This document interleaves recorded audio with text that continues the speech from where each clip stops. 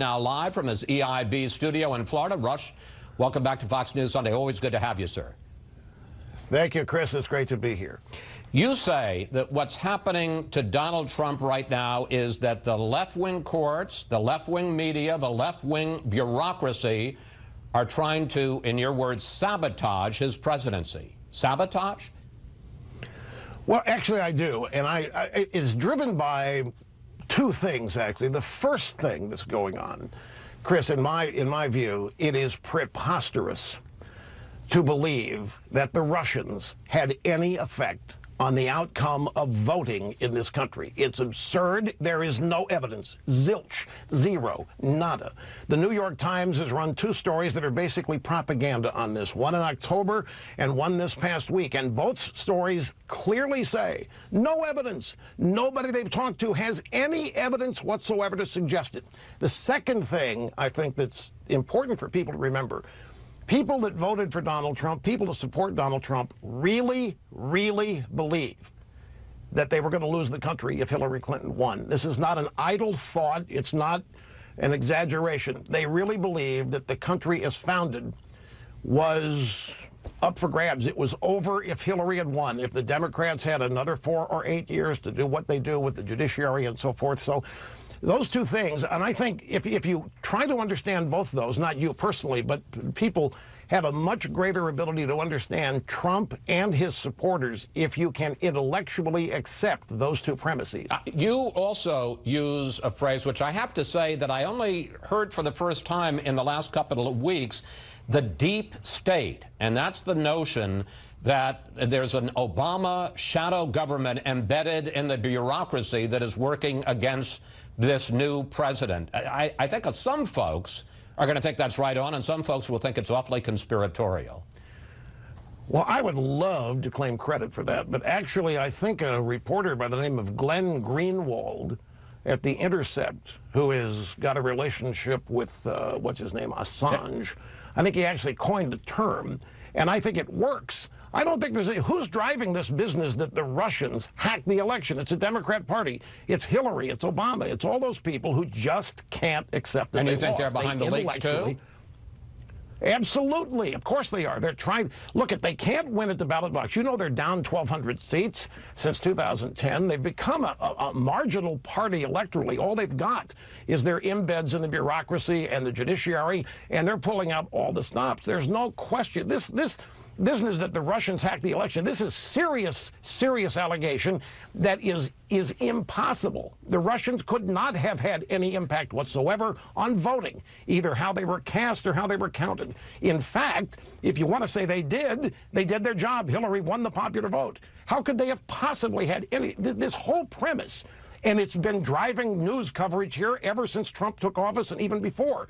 And you don't need any more evidence than that to suggest and to know that the left, which is run by Obama and Hillary and the hierarchy of the Democrat Party, is doing everything they can to undermine, to sabotage, and to prevent Trump from implementing his agenda. There's no question about it. I know what Trump should do. Well, I'm going to get to that in a second. But you suggest that there are some things that President Trump may be doing wrong. For instance, you've said that you're skeptical about his idea, and we heard it again from Reince Priebus, that they're going to come out with a new executive order on the so-called travel ban, and that this new one is going to pass muster with the federal courts. You're skeptical about that. Well, I'm not so much skeptical. I think they're going to do it, and I think they should do it, because the judiciary, again, is pockmarked with judicial appointees that Democrat presidents have made for years, and they're in there for life. And as we have seen in the first executive order, you know, Chris, his executive order hasn't even been ruled on. The judge in Seattle said, well, the president said during the campaign that he wanted to ban Muslims. And I said, no, it's irrelevant. They're not even using the law to try to stop the president on this. I think what the president has to do, and I was happy to see it, this rally was something that I hoped he would do. And in the rally, he really focused on domestic agenda. Look, here's the thing. Donald Trump has nobody helping him other than the people that voted for him. Obama had the media. Obama had the judiciary. Obama had all kinds of support. at an Obama press conference, a typical question, what enchants you? I mean, Obama was never challenged seriously by the media. Trump doesn't have any of that. He's got to keep his supporters on board. He's got to keep them revved up. So the rally was great. But the thing that will really make all this Russia stuff and all this deep state stuff not take hold is getting to work implementing the repeal of Obamacare, getting to work and really doing tax reform, and getting to work and really shore up our borders, because that is the primary area where people that voted for Trump felt that we were on the way to losing the country. We've even lost the definition of immigration. Immigration today, if you listen to the left, equals anybody who wants to come into the country should be allowed. That's not what immigration is. That's illegal immigration, and we ought to all oppose it. We are all in favor of immigration that determines who gets in, the quantity of people who get in, whether they assimilate or not. Nobody's opposed to that. But immigration has been defined now as people flooding the country who are non-citizens, and that's called immigration according to the culture of the left. And we're just ruining our opportunity to stay together as a people with a common culture. I want to get to this question of focusing on the domestic agenda, because interestingly enough, that's something you've been saying. He needs to focus on the key things that would improve people's daily lives. There is a columnist for the Washington Post who is no conservative, and he actually wrote this week, and I don't know whether you're going to give you a heartburn, he said, Rush Limbaugh is exactly right about how Donald Trump can fix his problems, namely ignore the political chatter and focus on the domestic agenda. But I got to tell you, by historical standards, by this point, Obama stimulus had already been passed. President Trump is pretty slow on Obamacare, is pretty slow on repealing Obamacare, pretty slow on tax reform, and there's a lot of disarray inside the Republican Party on Capitol Hill. Well, now, here I have to tiptoe. We're not talking Republicans and Democrats opposed to Trump. We're talking establishment versus Trump. Trump considered to be an outsider. The establishment doesn't want any part of Trump. They don't want him to succeed, and I would throw some Republicans in that as well. It's just the way Washington works. And this is why I think moving forward on this agenda is crucial. You mentioned Obama's stimulus. Here's the difference, and this is what Trump supporters know. It wasn't a stimulus. It was a payoff to unions, Chris. It didn't stimulate anything.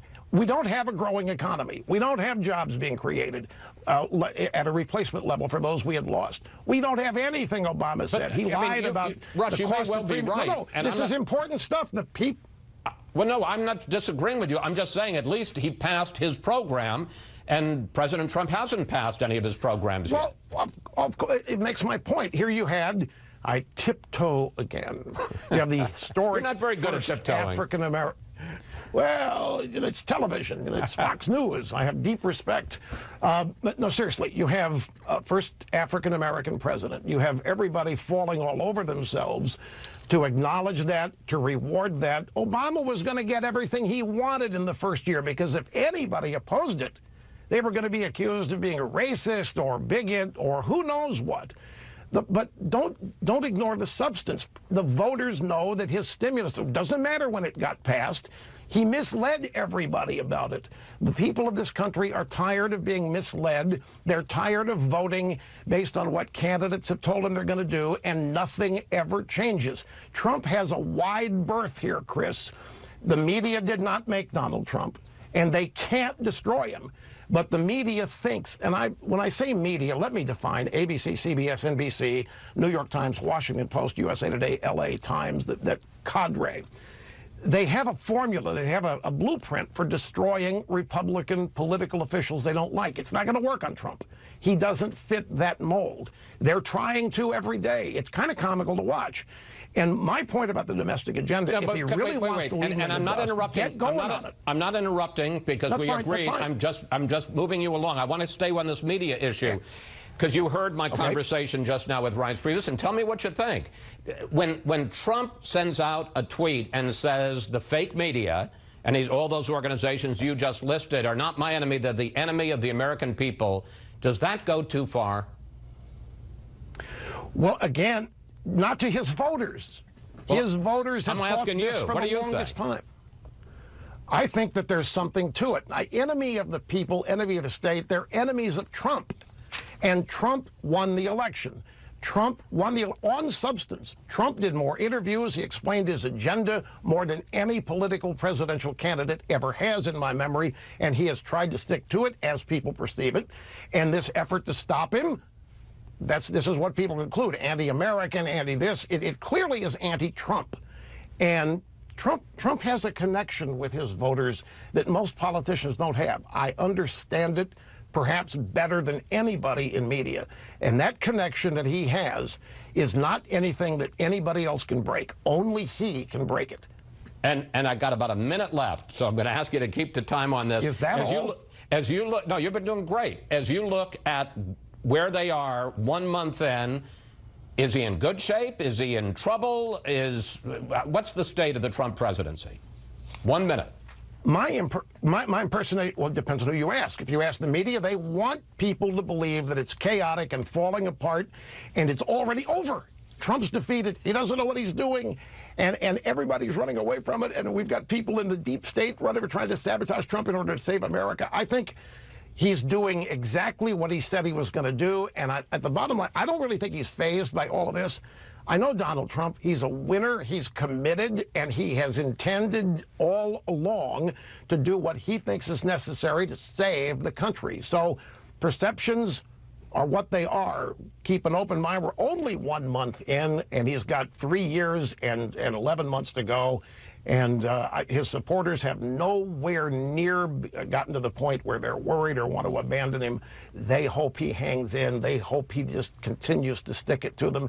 And they want to see this agenda moved. And believe me, that's the magic here. Get tax reform, Obamacare repealed, and he's free. Rush, thank you. Thanks for coming in today. Always good to talk with you. Please come back. Thank you very much, Chris, and I appreciate this very much. I really do. Always a pleasure. Up next, we'll bring in our Sunday group to discuss President Trump's effort to seize control of the narrative from the media. Plus, what would you like to ask the panel about the president's first month in office?